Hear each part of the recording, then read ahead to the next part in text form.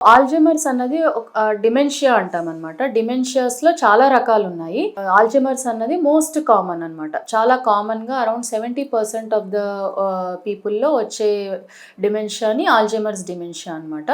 So, వీటిల్లో లక్షణాలు మతిమరుపు ఒక్కటే అని కాదు. మతిమరుపు అన్నది కామన్‌గా వచ్చే సింప్టమ్. మతిమరుపుతో పాటు కొద్దిమందికి బిహేవియర్‌లో ప్రాబ్లమ్ వస్తుంది.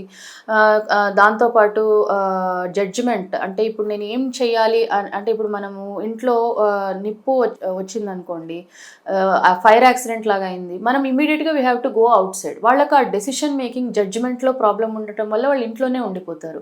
సో, అలా జడ్జ్‌మెంట్‌లో ప్రాబ్లమ్ రావచ్చు. అండ్ బిహేవియర్‌లో ప్రాబ్లమ్ రావచ్చు. మతిమరుపు రావచ్చు. సో, ఇలా చాలా లక్షణాల వల్ల వాళ్ళు వాళ్ళ డే టు డే యాక్టివిటీస్‌ని చేసుకోలేరు. డిమెన్షియా పేషెంట్స్ వాళ్ళ డే టు డే యాక్టివిటీస్‌కి సపోర్ట్ కావాల్సిన సిట్యుయేషన్ ఉంటుంది.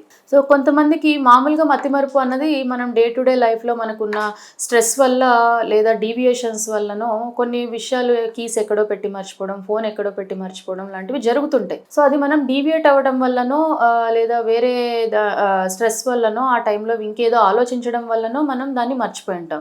బట్ అది మనమే గుర్తు చేసుకొని కొన్ని క్లూస్ ద్వారా వెళ్ళి తెచ్చుకుంటూ ఉంటామనమాట. దానివల్ల ఏం భయపడాల్సిన అవసరం లేదు. అది డీవియేట్ అవ్వటం వల్ల కామన్‌గానే జరుగుతూ ఉంటుంది.